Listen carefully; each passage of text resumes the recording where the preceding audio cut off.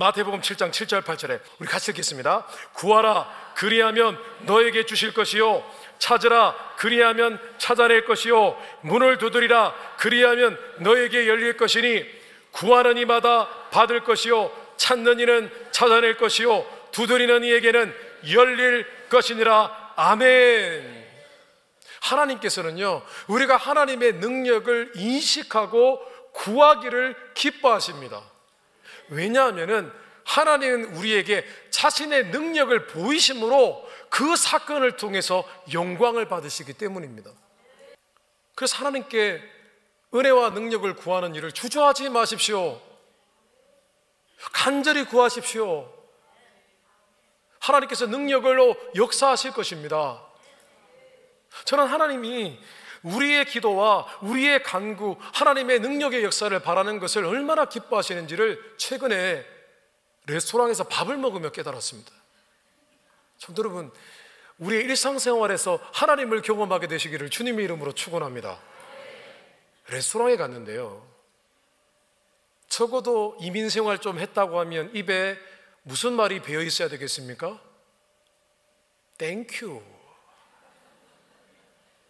아니, 미국에 왔으면 미국 사람들은요, 전부 다 무조건 말끝마다 땡큐입니다. 그렇죠? 아주 땡큐 입에 안 배인 분들은 진정한 이민자가 아닙니다.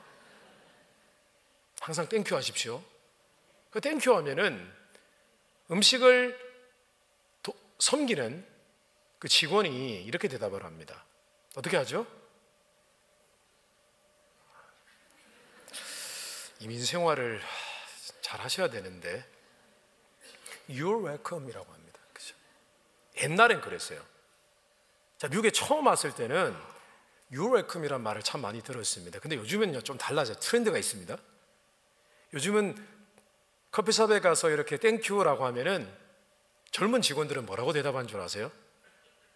Of course라고 합니다. 지금 영어를 오해하셔서 그래요. 그 뜻은 그 뜻이 아닙니다.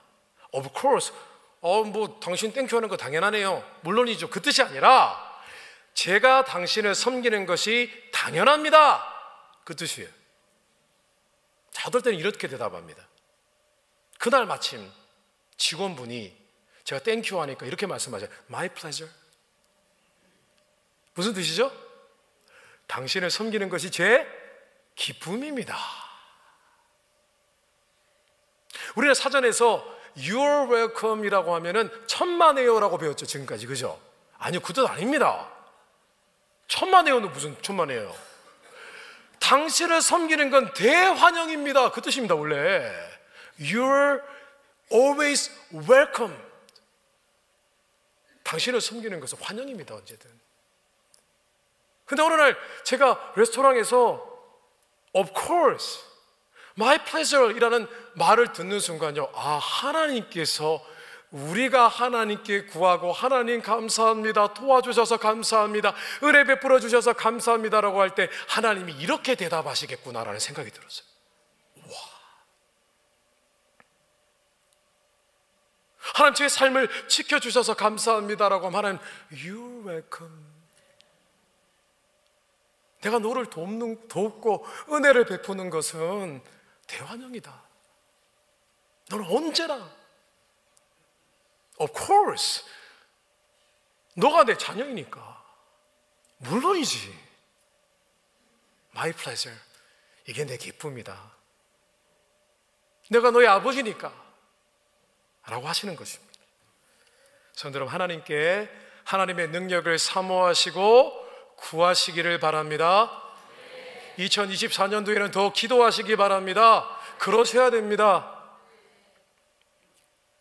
근데 오늘 이 아브라함과 롯의 사건을 통해서 우리가 또 한 가지 하나님의 능력에 대해서 기억해야 될 사실은, 하나님의 능력의 역사는 그 크기와 방법에 있어서 unlimited, 무제한적이다라는 거예요.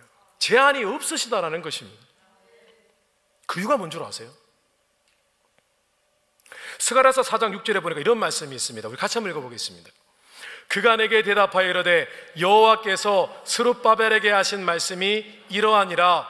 만군의 여호와께서 말씀하시되 이는 힘으로 되지 아니하며 능력으로 되지 아니하고 오직 나의 영으로 되느니라. 아멘.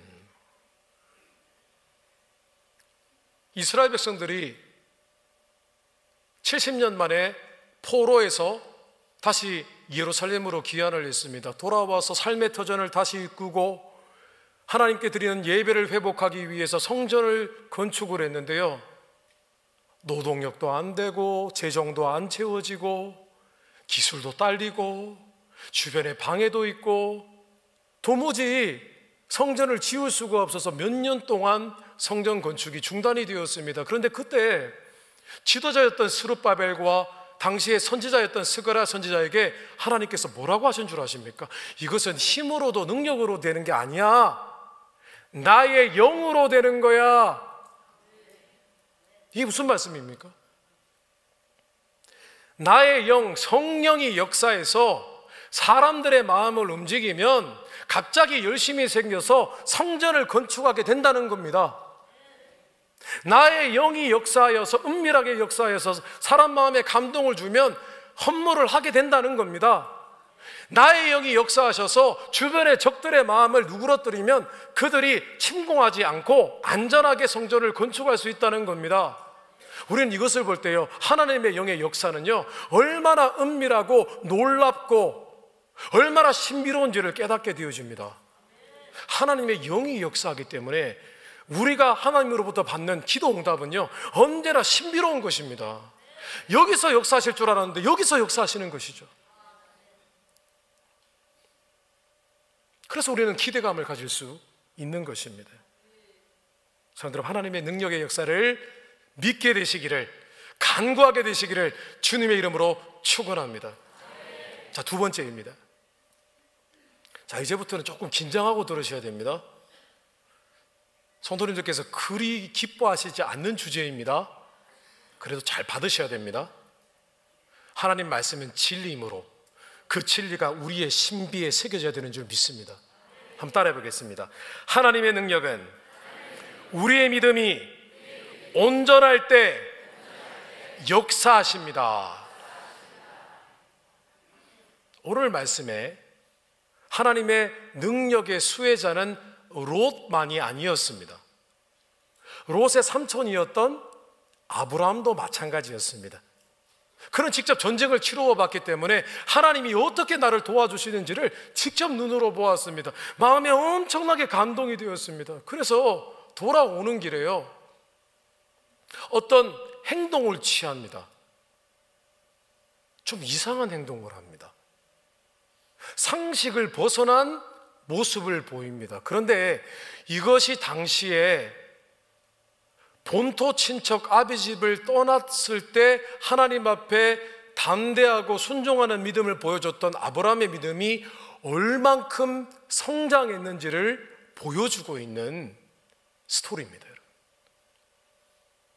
하나님께서는요, 아브라함의 믿음을 계속 성장하도록 도와주시면서 그에게 은혜와 능력을 베풀어 주셨었습니다.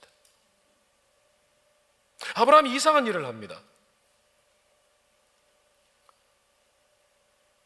오늘 이 아브라함의 믿음, 그가 보였던 이상한 행동을 통해서 그의 믿음을 한번 바라보시고 우리의 믿음은 아브라함의 믿음과 얼마나 닮아 있나를 한번 점검해 보시기 바랍니다. 성도는 믿음이 중요합니다.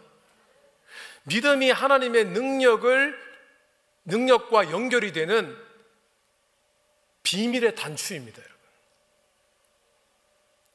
첫 번째 아브라함의 믿음은요, 하나님께 진정으로 감사하고 헌신하는 온전한 믿음으로 성장했습니다. 아브라함이 전쟁을 마치고 돌아와 소돔 왕을 만났습니다. 당연히 소돔 왕이 웰커밍을 했습니다. 대환영이죠. 사로 잡혀갔던 자신들의 백성들을 다시 되찾아왔으니까 관심이 있죠. 환영을 했습니다. 그런데 그 자리에 이상한 사람이 있습니다. 살렘 왕 멜기세덱이라는 사람이 있었습니다. 오늘 말씀해 보니까 이 사람을 일컬어 하나님의 지극히 높으신 하나님의 제사장이라고 되어 있습니다. 손들어 멜기세덱이라는 사람은 예수님을 상징하는 구약시대의 아주 중요한 인물입니다. 어디서 왔는지, 족보가 어떻게 되는지 아무도 모릅니다. 신비로운 인물입니다. 소돔 왕과 고모라 왕만 있어야 되는데 갑자기 살렘 왕 멜기세덱이 등장을 했습니다. 손들어 여기서 우리는 의문점을 가져야 됩니다. 아브라함이 처음 하나님을 믿은 사람이 아니네? 그죠? 모르셨어요? 예. 아브라함 전에 이미 하나님을 잘 섬기는 사람들이 있었습니다. 한 사람이 아닙니다. 왜냐? 멜기세덱은 살렘 왕이라고 했습니다. 살렘이라는 것은 나라 국가 이름입니다. 국가 이름이 평강이었습니다. 여기서 우리는 유추해 보건대 멜기세덱은 한 부족의 한 국가의 왕인데 제사장 역할을 했습니다. 자, 그렇다면 그 나라의 백성들은 누구를 섬길까요? 하나님을 섬기죠, 당연히. 자신의 나라의 왕이 제사장인데 이미 신앙의 공동체가 있었던 겁니다. 그 아브라함이 멜기세덱을 쳐다보면서 그 사람에게 축복 기도를 받습니다. 왜냐하면 아브라함은 알았습니다. 자신보다 영적으로 더 권위 위에 있는 사람이라는 것을 단번에 알아버렸습니다. 성경적으로요, 영적인 권위 위에 있는 사람이 아래에 있는 사람을 손 얹고 축복하게 되어 있습니다. 그래서 부모님들은요, 자녀를 위해서 머리에 손을 얹고 기도할 수 있을까요? 없을까요? 있습니다. 꼭 그렇게 기도하시기 바랍니다. 그 영적인 축복이 흘러내려가는 거죠. 그 축복 기도를 받았습니다. 그때 갑자기 아브라함이 하나님께 예물을 드립니다. 멜기세덱에게 자신이 전쟁을 해서 얻어온 전리품 10분의 1을 멜기세덱에게 드립니다. 오늘 말씀 읽겠습니다. 18절에서 20절입니다. 살렘왕 멜기세덱이 떡과 포도주를 가지고 나왔으니 그는 지극히 높으신 하나님의 제사장이었더라. 그가 아브라함에게 축복하여 이르되 천지의 주제이시오 지극히 높으신 하나님이여 아브라함에게 복을 주옵소서. 너희 대적을 내 손에 붙이신 지극히 높으신 하나님을 찬송할지로다 하매 아브라함이 그 얻은 것에서 10분의 1을 멜기세덱에게 주었더라. 아멘. 이 예물의 성격은요, 감사였습니다. 감사. 어떤 감사요? 첫째는 전쟁을 이길 수 없는 전쟁을 이기게 하신 하나님을 향한 감사였습니다. 둘째는 제사장 국가였던 살렘이라는 나라에 멜기세덱이 그 전쟁 속에서 하나님께 기도를 했거든요. 그래서 그 신앙 공동체, 하나님의 예배를 주관하는 그 나라와 멜기세덱에게 기도해 준 감사의 표현으로 예물을 드렸던 것입니다. 근데 이 예물에 아주 비밀스러운 의미가 있습니다. 오늘 아브라함이 드린 이 예물은요, 아브라함이 처음으로 하나님께 감사와 헌신의 의미를 담아 드린 첫 예물이었습니다. 아브라함은 이전에 한 번도 예물을 드린 적이 없습니다. 그냥 본인이 한 부족의 제사장이었기 때문에 하나님께 예배 드릴 때 그냥 본인이 갖고 있는 짐승만 바쳐서 불태워서 하나님께 예배 드린 적밖에는 없습니다. 하나님께 예물을 드린 적이 없습니다. 왜일까요? 왜냐하면은 자신이 제사장이니까 드릴 사람이 없잖아요. 예물을 한 번도 드린 적이 없습니다. 근데 오늘 자신보다 영적인 수준이 높고 하나님 일로 헌신하는 멜기세덱이라는 사람이 나타나고 그가 많은 주변 국가들을 위해서 기도하고 또 하나님께 예배를 드리는 일에 쓰임받는 그 공동체가 있기 때문에 이제는 처음으로 예물을 드릴 곳이 생긴 거예요. 그래서 예물을 처음으로 드린 것입니다.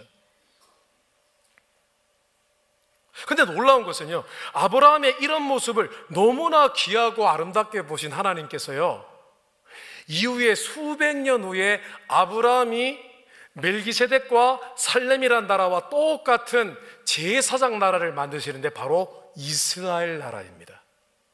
그 나라가 세워졌을 때 하나님께서요, 아브라함이 했던 율법도 없었던 그 당시에 아브라함이 순수하게 하나님께 헌신하고 감사했던 그 예물을 법으로 제도화하십니다. 여러분. 오늘날로 치면은 성도 여러분, 교회와도 같습니다. 선생님, 신앙생활은요 혼자 하는 게 아닙니다. 성경은 그리스도의 피값으로 사신 교회라고 했습니다. 신앙은 공동체가 반드시 있어야 되는데 공동체를 운영하기 위해서, 하나님의 일을 하기 위해서는 반드시 거기에 비용이 듭니다. 그래서 하나님께서는 그것을 미리 아브라함 때의 그 일들을 이후에 제도화하신 것이었습니다. 그래서 성도 여러분, 10분의 1을 드리는 11조라는 것은 구약시대의 율법의 유물이 아닙니다. 성경은 분명히 아브라함의 믿음을 이야기할 때 그때는 율법이 없었기 때문에 그 믿음을 통해서 신약시대의 믿음에 대해서 설명을 합니다. 성경 말씀에 보면 율법이 있기 전에 이미 11조가 있었던 거죠.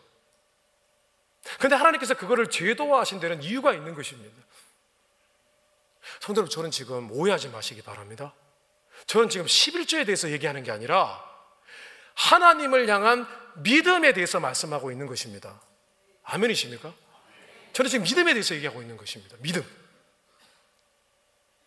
그런데 그 믿음은요, 하나님을 향한 감사와 헌신이 바로 되어 있는 믿음이어야만 합니다. 그냥 믿는 게 아닙니다. 꼭 이런 말씀 드리면은 또 교회가 재정적으로 어려운가 보다, 그런 말씀하시는 분들이 계십니다. 성도 여러분, 팬데믹 때 그렇게 어려울 때 우리 감사하는 교회는 오히려 구제와 선교에요 엄청난 액수의 예물을 하나님께 올려드렸습니다. 저희 감사하는 교회 외벽에 페인트 칠 새로 한 거 아시죠? 도로 포장한 거 아시죠? 특별헌금을 했습니까? 안 했습니까? 안 했습니다. 안 했습니다. 하나님 은혜 때문에 넉넉합니다. 걱정하지 마세요. 다시 말씀드립니다. 저는 믿음에 대해서 말씀드리고 있는 것입니다. 우리 이렇게 말씀합니다. 어떤 분들은 영으로 계신 하나님께서 우리의 물질이 왜 필요하시냐? 하나님은 영으로 계십니다. 우리의 물질이 필요 없으신 분이십니다. 맞습니다. 그런데요, 인간인 우리가 영으로 존재하지만 않잖아요.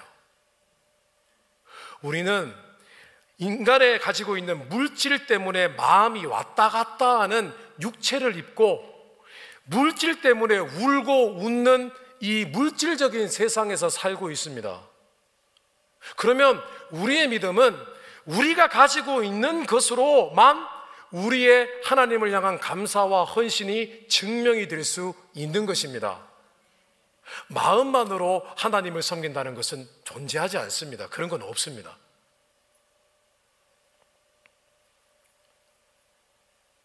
이것은 나는 마음만 하나님께 드릴 거야, 몸으로만 섬길 거야 하는 생각은요, 하나님께 진짜 감사하고 헌신하고자 하는 그런 마음이 없는 것을 의미합니다.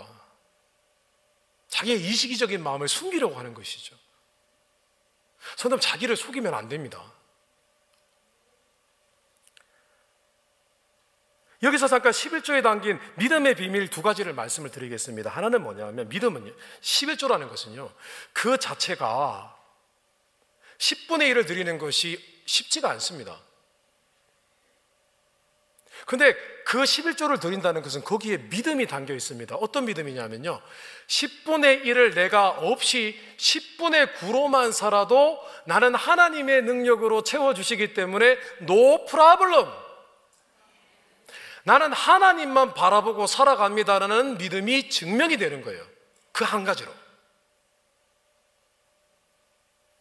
우리는 대부분 받은 은혜를, 우리가 받은 하나님이 주신 물질적인 가시적인 축복을 통해서 그것을 보고 살아갑니다.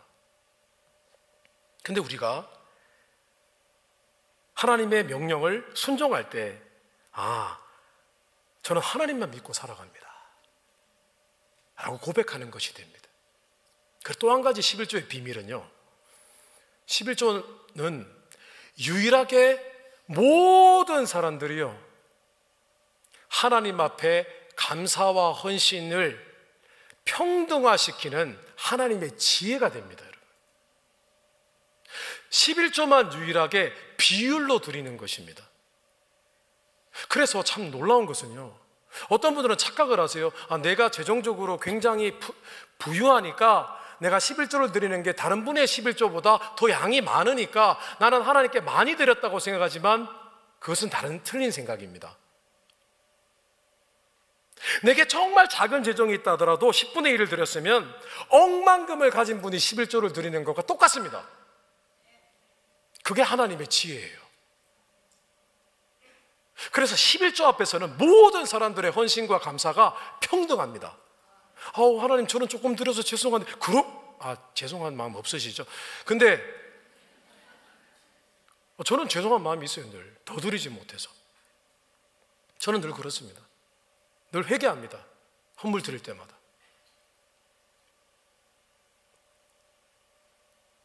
그래서 11조, 내가 생각하는 11조는 아닙니다. 11조는 11조입니다. 근데 그 속에서 하나님은 우리의 감사와 헌신을 온전히 받으시는 것입니다. 11조 앞에서는 누구나 평등합니다. 자, 그런데 오늘요, 아브라함이 더 놀라운 믿음을 보여주고 있습니다. 오늘 말씀해 보니까 아브라함은 이제 감사와 헌신뿐만 아니라 이제는 다른 사람을 섬기고 나누고 베푸는 데 있어서 이제는 세상 물질을 탐하는 것이 아니라 오직 하나님의 영광을 위해서 살겠습니다라는 거룩하고 온전한 믿음을 보여줍니다. 어떤 일이 벌어졌냐면은, 아브라함이 전리품을 갖고 돌아왔는데 먼저 하나님께 10분의 1을 드리고 난 이후에 소돔왕이 이렇게 얘기를 합니다. 전리품은 필요 없습니다. 우리에게 그저 잡혀간 포로만 돌려주십시오 라고 합니다. 그런데 아브라함이 얘기를 합니다. 나는 하나님의 이름을 걸고 맹세하노니 나는 전리품을 하나도 가리지 않겠습니다 라고 얘기를 합니다. 이상한 일입니다. 성도님, 전리품은 누구 것입니까? 예수님? 전리품은 누구 것이냐 하면요, 아브라함의 것입니다. 왜냐하면은 아브라함은 목숨 걸고 전쟁을 해서 그 전리품을 받아왔습니다. 이미 전쟁에서 소돔과 고모라 5나라에 뺏긴 재산은 이미 4나라 연합군의 것이 되었고, 전쟁을 해서 죽을 똥살똥 싸워서 그것을 얻어낸 사람은 아브라함입니다. 아브라함 거예요. 그래서 소돔왕이 그거 필요 없습니다라고 얘기를 한 겁니다. 그랬더니 아브라함이 나는 안 받겠다고, 다 돌려주겠다고 그러면서 하는 얘기가 뭐냐면은, 너희들이 나중에 내가 부자가 되었을 때 너희들의 재산으로 내가 부자가 되었다고 얘기할 거지, 그런 일을 미연에 없애기 위해서 나는 오직 이 전쟁에서 승리한 것은 하나님의 능력이라는 것을 나타내기 위해서 나는 이 전리품을 하나도 가지지 않겠다. 그 대신 나와 함께 연합해 준 아모리 족속 사람들에게 줄 것만 주고 나머지는 다 돌려주겠다고 했던 것입니다. 사실 따지고 보면은 아브라함이 베풀고 나누었던 것입니다, 성도 여러분. 그런데 성도 여러분, 우리의 삶 가운데 물질이 주인이 아니라 오직 내 삶과 내가 가진 것이 하나님의 영광을 나타내기 원합니다. 그렇게 살고 계십니까?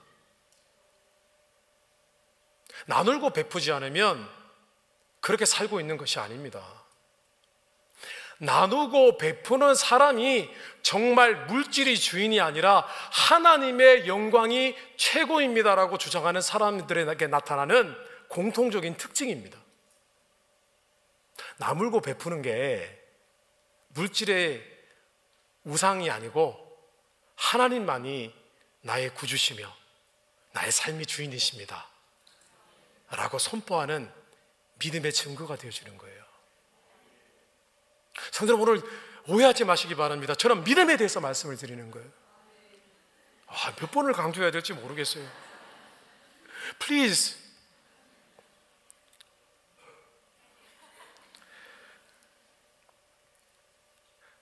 우리의 믿음이라는 것은 물질이 우상이 되면 안 됩니다. 하나님을 향한 감사와 헌신, 그리고 나눔과 섬김, 베품이라는 요소가 담겨야 그 믿음이 온전한 믿음이고, 우리의 믿음이 온전할 때 하나님의 기적이 일어나는 것입니다, 여러분. 그래서 하나님을 섬기는 사람들은요, 반드시 기적을 경험하게 되어 있는 것입니다. 아브라함의 믿음이, 계속 하나님은 아브라함의 믿음을 다뤄가십니다. 근데 어떤 일이 일어났습니까?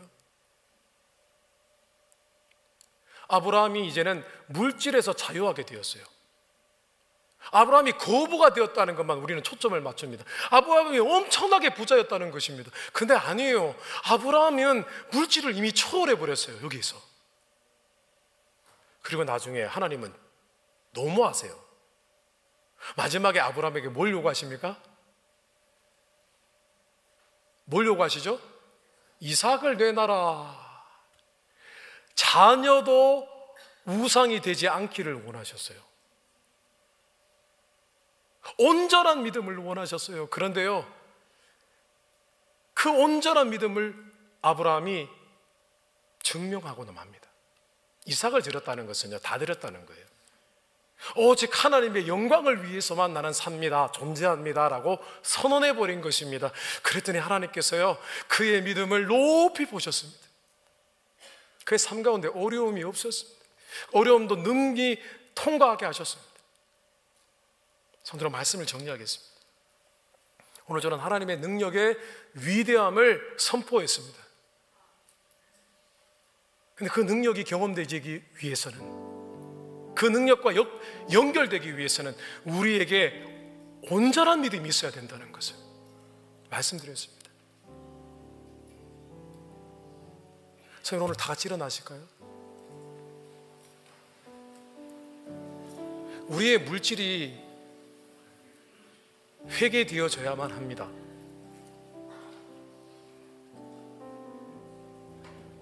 우리의 믿음이 바른 것이어야만 합니다. 핑계하지 마십시오. 아유, 그런 게 어디 있냐요.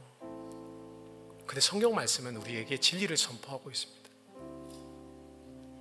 하나님, 더욱 온전한 믿음 되게 하여 주옵소서.